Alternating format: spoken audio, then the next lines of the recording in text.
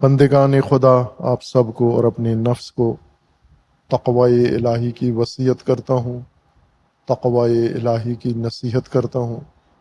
تقوی الہی کی جانب دعوت دیتا ہوں اور تاکید کرتا ہوں کہ اپنی زندگی تقوی کے مطابق بسر کریں، تقوی کے زیر سایہ زندگی گزاریں، تقوی کی بنیاد پر معاملات زندگی انجام دیں۔ تقوی اللہ تبارک و تعالیٰ کی جانب سے انسانی زندگی کی حفاظتی تدبیر ہے۔ انسان کو اللہ نے پیدا کیا ہے اس کی ہدایت کے لیے انبیاء مقرر فرمائے ہیں، ائمہ منصوب فرمائے ہیں، آسمانی کتابیں نازل فرمائی ہیں، اور انسان کی ہدایت کے بعد انسان کی حفاظت کا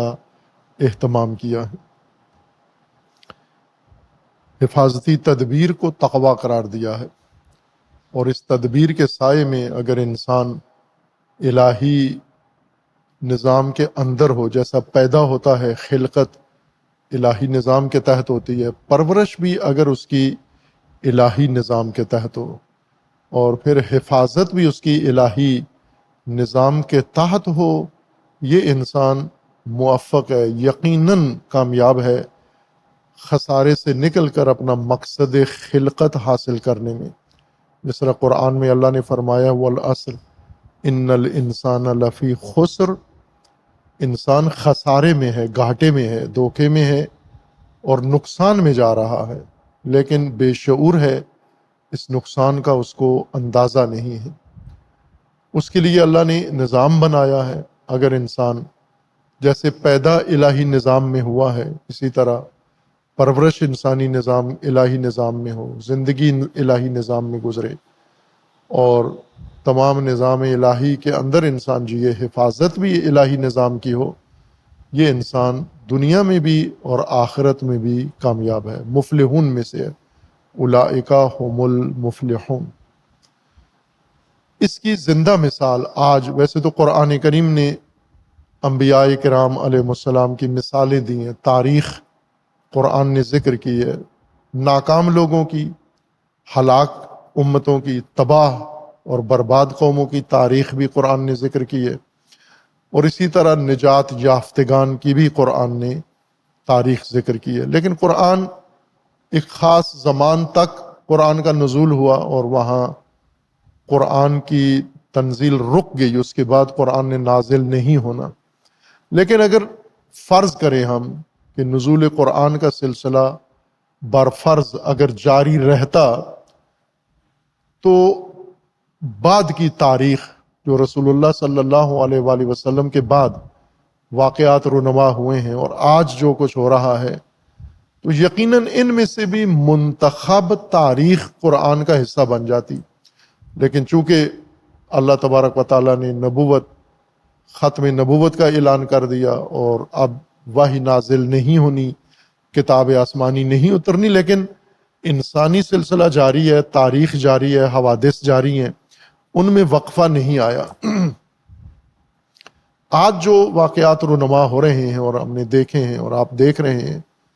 یہ تاریخ کے بہت ہی اہم ابواب میں سے ہے۔ جیسا میں نے کہا کہ اگر قرآن کا نزول جاری رہتا برفرض، فرض کریں تو سب سے نمایاں جو تاریخی واقعہ کسی لحاظ سے بھی قابل چشم پوشی نہیں تھا، اور اس کو حتماً قرآنی تاریخ میں یا الہی تاریخ میں اس کو حتماً آنا تھا، وہ یہ عظیم واقعہ جو گزشتہ 2 ہفتے پہلے انجام پایا ہے، تشییع عظیم رہبر شہید، امام شہید حضرت آیت اللہ العظمیٰ امام خامنئی قدس سرہ الشریف ہے۔ یہ حماسہ جو تاریخ نے دیکھا، بشریت نے دیکھا، اور اس جیسی مثال ہمیں نہیں ملتی، یہ منفرد واقعہ ہے۔ ہر پہلو سے اللہ نے توفیق دی، انشاءاللہ اسے تدریجاً مختلف نشستوں میں اور گفتگو میں عرض کروں گا، اللہ نے اگر توفیق دی، زندگی ہوئی۔ یہ غیر معمولی اتفاق رونما ہوا ہے۔ البتہ اس سے پہلے ظاہر ہے یہ ایک سلسلے کا آگے استمرار تھا، پہلا اور آخری حادثہ نہیں ہے، یوں نہیں کہ اس سے پہلے کے حوادث سے اس کا تعلق نہیں تھا یا بعد میں جو کچھ ہونا ہے اس سے کٹا ہوا نہیں ہے، بلکہ ایک مربوط تسلسل کا حصہ ہے یہ، وہ تسلسل جو انقلاب اسلامی سے آغاز ہوا، بلکہ اگر اس سے بھی پہلے ہم لے جائیں جو کربلا سے جس کا آغاز ہوا، بلکہ اس سے بھی پہلے اگر ہم لے جائیں حضرت ابراہیم خلیل علیہ السلام کے ذریعے اللہ تبارک و تعالیٰ نے جس سلسلے کا آغاز کیا، جس نظام کا، امامت کا اور امت کا، امام سازی اللہ نے کی اور امت سازی حضرت ابراہیم نے کی، اور اس کو ایک تسلسل دے دیا جو رسول اللہ صلی اللہ علیہ وآلہ وسلم کے عہد نبوت تک جاری رہا، اور رسول اللہ صلی اللہ علیہ وآلہ وسلم نے اس کی تکمیل کی، اور بعد میں اس کو ایک نئی جہت ملی جب اس کے مقابلے میں رکاوٹیں آئیں، جب امت ٹوٹ گئی اور رخ پھر گیا اور سامری پیدا ہو گئے، اور سامریوں نے اللہ سے ہٹا کے گسالے بنا کے لوگوں کو گسالوں کے پیچھے لگا دیا۔ تو جب بھی ایسے ہو کہ سامری آ جائیں اور انبیاء سے امتیں دور کر دیں اور امتیں اغوا ہو جائیں، امتیں بہک جائیں، بچڑوں کے پیچھے، گسالوں کے پیچھے لگ جائیں، ان امتوں کو پلٹانے کے لیے بڑے اہم اقدامات کی ضرورت ہوتی ہے۔ جس طرح قرآن کریم میں اللہ تبارک و تعالیٰ نے بنی اسرائیل کو کہا کہ آپ نے ظلم کیا ہے، یہ جو گسالہ تم نے اختیار کیا ہے یہ آپ نے بہت بڑا ظلم کیا ہے اپنے اوپر، بے اتخاذکم العجلہ، یہ گسالہ پرستی، یہ بچڑا پرستی، بڑا ظلم کیا ہے تم نے، اور اس ظلم کی تلافی یہ ہے کہ فَاقْتُلُوا أَنفُسَكُمْ، قرآن کا فرمانا ہے کہ تم نے ثُمَّ اتَّخَذْتُمُ الْعِجْلَ مِن بَعْدِهِ وَأَنْتُمْ ظَالِمُونَ، تم نے یہ بچڑا اختیار کر لیا، اور یہ بچڑا اختیار کر کے تم نے بہت بڑا ظلم کیا ہے۔ اس کی تلافی کے لیے تم کیا کرو، فَاقْتُلُوا أَنفُسَكُمْ، اب تم اتنے قربانیاں دو، فَاقْتُلُوا أَنفُسَكُمْ، یا تو سزا کے طور پر ان کو قتل کیا جائے جو ذمہ داران ہیں اس کے، یا پھر یہ اتنی قربانیاں دو تاکہ یہ تلافی ہو سکے بچڑوں کی، اور سامریوں کے آثار ختم آسانی سے نہیں ہوتے۔ قرآن کریم نے بنی اسرائیل کے ماجرا میں اس کو ذکر کیا ہے، قرآن میں سامری و گسالہ ذکر کر کے اللہ تبارک و تعالیٰ نے مسلمانوں کو روکا، متوجہ کیا کہ انبیاء کی قومیں سامریوں کے ہاتھوں اغوا ہو جاتی ہیں اور بچڑوں کے پیچھے چلی جاتی ہیں اللہ کو چھوڑ کر، لیکن مسلمانوں نے اس قصے پر زیادہ غور نہیں کیا، اور سامری بنی اسرائیل سے زیادہ پیدا ہوئے مسلمانوں کے اندر، اور بچڑے بھی زیادہ پیدا ہوئے۔ بچڑا وہ ہوتا ہے جو کسی زمانے کے سرکردہ لوگ، دانشور، اسکالر، سائنٹسٹ، علماء مل کے اللہ کے نبی کے مقابلے میں، اللہ کی کتاب کے مقابلے میں، اللہ کے نظام کے مقابلے میں جو بنا لیں وہ گسالہ ہوتا ہے۔ ان گسالوں میں سے ایک جمہوریت ہے، ایک آمریت ہے، یہ سارے گسالے ہیں جو دانشوروں نے، سائنسدانوں نے، علماء نے، سب نے مل کے سامریوں نے بنا کے دیے بچڑے، اور مسلمانوں نے یہ بچڑے قبول کر لیے۔ اب سامری زدہ اور گسالوں کے اسیر قوموں کو نجات دینا یہ ایک تسلسل ہے، کربلا اسی کا حصہ ہے، اور کربلا کا تسلسل ہے جو آج ہمیں جس کو دیکھنے کی سعادت اور شرف نصیب ہوا، یعنی ہمارے عہد میں امام راحل امام خمینی رحمۃ اللہ علیہ نے سامریوں سے نجات دی، بچڑوں سے نجات دی، امت کو جگایا، لیکن اس کے لیے قربانیوں کی ضرورت تھی، اور وہ سب سے بڑی قربانی جو اس انسان کی ہدایت کے لیے پیش کی گئی وہ امام شہید امام خامنئی قدس سرہ الشریف کی ہے۔ بہت عظیم واقعات رونما ہوئے ہیں، اور آج میڈیا باوجود اس کے کہ اس کو نشر کر رہا ہے، کوریج دے رہا ہے، لیکن ناکافی ہے۔ میڈیا تمام حقیقت کا احاطہ نہیں کر سکتا، اس کے لیے عرصہ لگے گا اس حماسے کو اور اس واقعیت کو کھولنے میں، چونکہ حوادث تیزی سے آ رہے ہیں، خصوصاً میڈیا میں جن حوادث کو پیش کیا جاتا ہے ایک دریا کی طرح ہے، ایک تند و تیز دریا جس کا ایک ریلا آتا ہے اور تھوڑے عرصے سے گزر کے پھر آگے چلا جاتا ہے، اور اس گزرے ہوئے ریلے کو لوگوں کی نگاہوں سے اوجھل کر دیتا ہے، نیا ریلا آ جاتا ہے اور لوگ اس نئے حادثے میں مصروف ہو جاتے ہیں۔ لیکن قرآن نے اس تاریخ کے بہاؤ کو روکا ہے اور کچھ حوادث تاریخ کے ضبط کر کے محفوظ کر کے آسمانی کتابوں میں ذکر کر دی ہیں قرآن میں، تاکہ ایسا نہ ہو کہ انسان ان کو گزرے ہوئے واقعات سمجھ کے اور ان سے چشم پوشی کر لے۔ یہ جو قرآن کریم میں واقعات ذکر ہو گئے ہیں کہ جب ہم نے حضرت ابراہیم کو کہا یاد کرو از کے ساتھ جتنے واقعات ذکر ہو رہے ہیں، یعنی نبی اکرم صلی اللہ علیہ وآلہ وسلم اور امت اسلامیہ کو کہا جا رہا ہے کہ آپ یاد کرو، خاطر میں لو، دھیان رکھو ان واقعات کی طرف۔ یعنی قرآن نے اس بہاؤ میں ان کو ضائع ہونے نہیں دیا، بلکہ ایک خصوصی اہتمام کے تحت ان تاریخ کو محفوظ کر لیا ہے۔ اس کے ساتھ جتنے بھی واقعات قرآن میں ہوئے ہیں، وَإِذْ أَخَذْنَا مِيثَاقَكُمْ، اور اسی طرح وَإِذْ نَجَّيْنَاكُمْ مِنْ آلِ فِرْعَوْنَ يَسُومُونَكُمْ وَإِذْ فَرَقْنَا بِكُمُ الْبَحْرَ وَإِذْ وَعَدْنَا مُوسَىٰ، یہ سب واقعات، وَإِذْ قُلْتُمْ يَا مُوسَىٰ لَن نُؤْمِنَ لَكَ، یہ تمام واقعات تاریخ میں، یعنی قرآن نے گزرتی ہوئی تاریخ کو یا تاریخ کے بہتے ہوئے ریلے میں جو واقعات جا رہے تھے اور ممکن تھا یہ انسانی حافظے سے محو ہو جائیں اور تاریخ کے فراموش خانے میں چلے جائیں، قرآن نے ان کو محفوظ کر لیا ہے۔ جو کچھ آج ہوا ہے، تشییع رہبر تک جو کچھ ہوا ہے، اس کو اس میڈیا کے بہاؤ میں بہنے نہ دیں، ضائع نہ ہونے، اس کو محفوظ کر لیں آپ۔ مجھے یقین ہے، اعتقاد راسخ ہے کہ اگر آج اللہ تبارک و تعالیٰ کی طرف سے وحی نازل ہو، آیات نازل ہوں، تو سب سے بڑے واقعہ کے طور پر تشییع رہبر کو قرآن ذکر کرے گا آنے والی نسلوں کے لیے، کہ یاد کرو کہ جب ہمارا عبد صالح جس نے اللہ کی راہ میں قربانی دی تو لوگوں نے کس طرح اس سے والہانہ عقیدت کا اظہار کیا۔ یہ تشییع جو انجام پائی ہے، کروڑوں انسانوں نے اس میں شرکت کی ہے، اور جو کچھ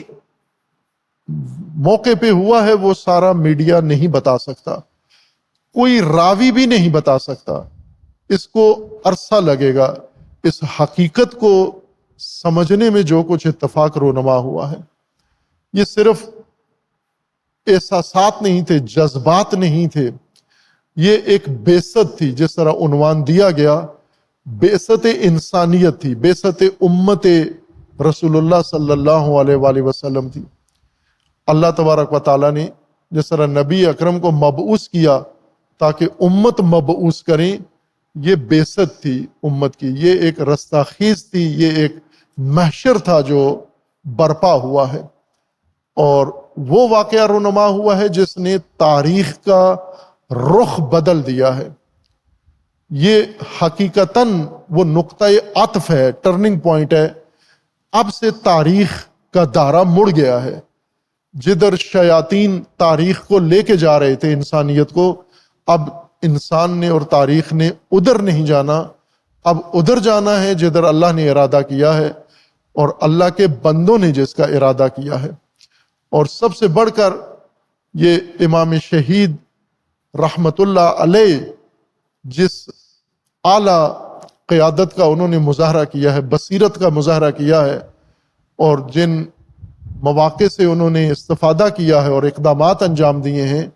شہادت تک، آخری فیصلہ ان کا شہادت کا تھا، لیکن شہادت تک پورے حالات کو پہنچایا ہے، یعنی گویا بیٹھ کر خود ترتیب دے رہے تھے تاریخ کو کہ یہ تاریخ اس طرح سے ہوگی، اور اس میں آ کر پھر آخر میں امام شہید نے اپنا آخری قدم اٹھانا تھا، اور جو کچھ کیا انہوں نے اس نے اثر دکھایا۔ 100% کامیابی امام شہید کو حاصل ہوئی ہے۔ پوری امت، پورا عالم انسانی بیدار کر دیا ہے، جگا دیا ہے۔ یہ تشییع، اس میں جسمانی طور پر فزیکلی کروڑوں لوگ تھے، لیکن ذہنی طور پر، احساسی طور پر، روحانی طور پر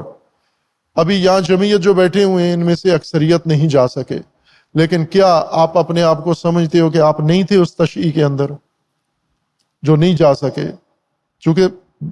پاکستان، حالات ایران کے ایسے تھے کہ تمام پاکستان کے لیے مواقع نہیں فراہم ہو سکے۔ ہم نے تقاضا بھی کیا تھا لیکن ممکن نہیں تھا، جنگی حالات تھے اور اندر جو مشکلات تھیں، ضروریات، اس کے پیش نظر پاکستانیوں کو موقع نہیں دیا۔ اور پہلے زمینی سرحد کھلی ہوتی تھی، وہ بھی اس موقع پر بند تھی۔ اگر زمینی سرحد کھلی ہوتی تو میرے خیال میں ایرانیوں سے زیادہ پاکستانی ایران جاتے، بلکہ ہم نے وہاں بعض جگہ یہ بھی تقاضا کیا کہ جب جسد اطہر امام شہید کربلا و نجف عراق میں لے جایا جا رہا ہے تو چند گھنٹوں کے لیے پاکستان بھی لے آئیں، کسی بھی شہر میں، کراچی میں لے آئیں، لاہور میں لے آئیں، کسی جگہ لے آئیں، تاکہ ملت پاکستان بھی اپنے رہبر کے ساتھ اپنے احساسات کا اظہار کرے۔ لیکن یہ ظاہر ہے ممکن نہیں تھا۔ لیکن قلبی طور پر اور کسی کے بارے میں ہو یا نہ ہو، میں پاکستانیوں کے بارے میں گواہی دے سکتا ہوں کہ یہ جتنے پاکستانی، کروڑوں پاکستانی، اور ظاہر پاکستانی جمعیت کئی مسلمان ملکوں کو ملائیں، مثلا سارا مشرق وسطی ملائیں تو بھی ان کی جمعیت پاکستان کے برابر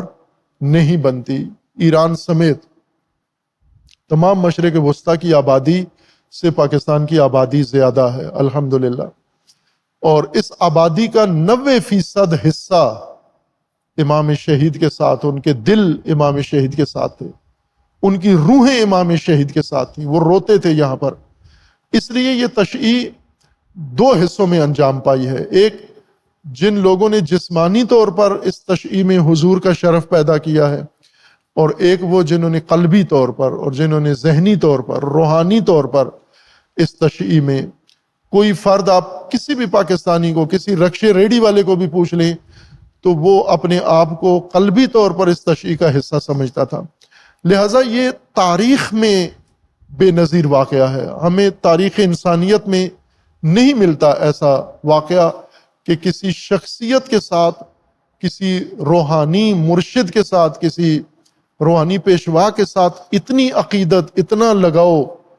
پیدا ہوا ہو، جو اللہ تبارک و تعالیٰ نے یہ اعزاز رہبر شہید کے حوالے کیا ہے، ان کے نصیب کیا ہے۔ اور ان میں، اس اعزاز میں اللہ کی توفیق پہلے درجے پر ہے کہ دل اللہ کے اختیار میں ہے، اور دوسرا اس عظیم الشان رہبر کی اپنی پاکیزہ زندگی، بہت ہی پاکیزہ زندگی تھی۔ واقعاً یہ حقیقتاً نفس زکیہ تھے، یہ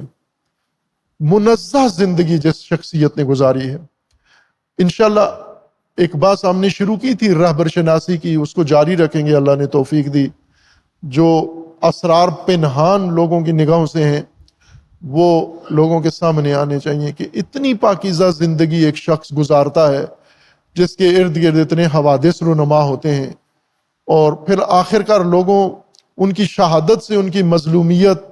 ان کی طہارت، ان کی پاکیزگی، ان کی زندگی کی تنزیہ دنیا کو پتہ چل گئی۔ ہم نے دیکھا ایران میں میڈیا پہ بھی آئے لوگ، تشییع میں بھی آئے، عورتیں اور مرد، سب کے ساتھ ایک بڑا طبقہ رہبر شہید سے رو رو کے حلالیت طلب کرتا تھا کہ آغا ہمیں حلال کر دو، ہمیں معاف کر دو ہمیں۔ یہ خاص طبقہ تھا، یہ وہ طبقہ تھا جو میڈیا کے پروپیگنڈے کی زد میں آ کر رہبر کے خلاف زبان درازی کرتے تھے، توہین کرتے تھے۔ پروپیگنڈا، جیسے پاکستان میں پروپیگنڈا پھیل جاتا ہے اور منافق، کینہ توز لوگ، ناصبیوں جیسے، تکفیریوں جیسے مسخ لوگ، خوارج، یہ ایران میں بھی ایسا پروپیگنڈا ہوتا تھا اور وہ لوگ اس سے متاثر ہوتے تھے اور رہبر کے بارے میں بدگمانی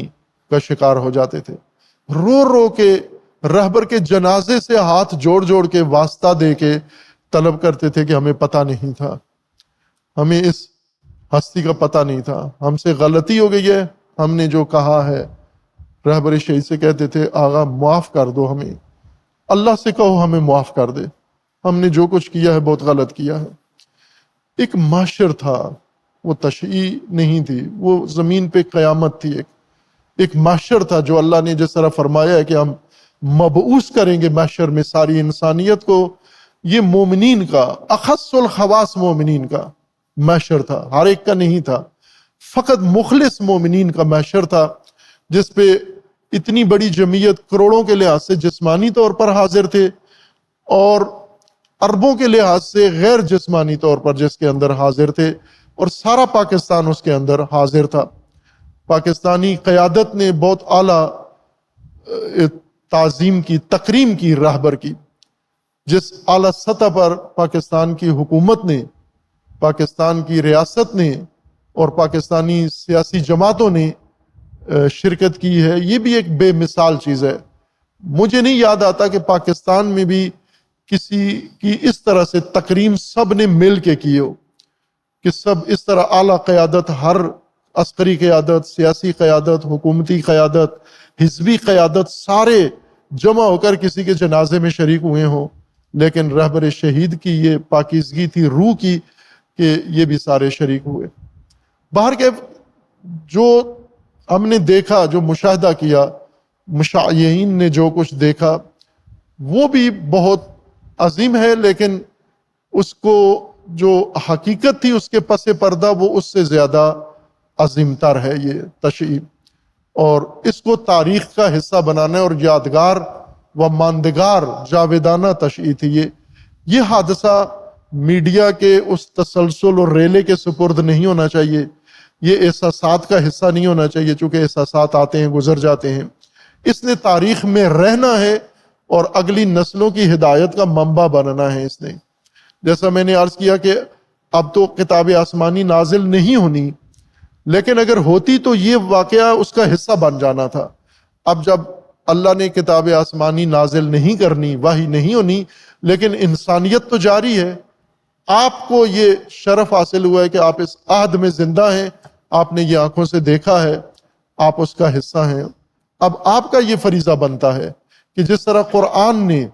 حضرت موسیٰ کو جاویدانی کر دیا ہے، میڈیا کا ریلا بنا کر انسانیت سے اوجل نہیں کیا، جس طرح حضرت ابراہیم ہیں، حضرت طالوت ہیں، جس طرح تاریخ کے یہ بڑے بڑے واقعات قرآن نے ثبت کر دیے ہیں، ضبط کر دیے ہیں، اور قیامت تک انشاءاللہ یہ قیادت امام راحل کی، امام شہید کی، اور انقلاب، اور اس کے بعد جو باعظمت ان کا استقامت کا مرحلہ اور مزاحمت کا مرحلہ تھا۔ آپ توجہ، چونکہ میڈیا کی زد میں ہم، اس لیے میں بار بار یہ دہرا رہا ہوں کہ میڈیا نے ہمارے ذہنوں کے اوپر کچھ پردے ڈال دیے ہیں، یہ پردے ہٹ جائیں گے اور ہٹ جانے چاہیے اس معجزہ سے جو رونما ہوا ہے۔ بنی اسرائیل کو اللہ نے معجزے دکھائے، لیکن فرعونی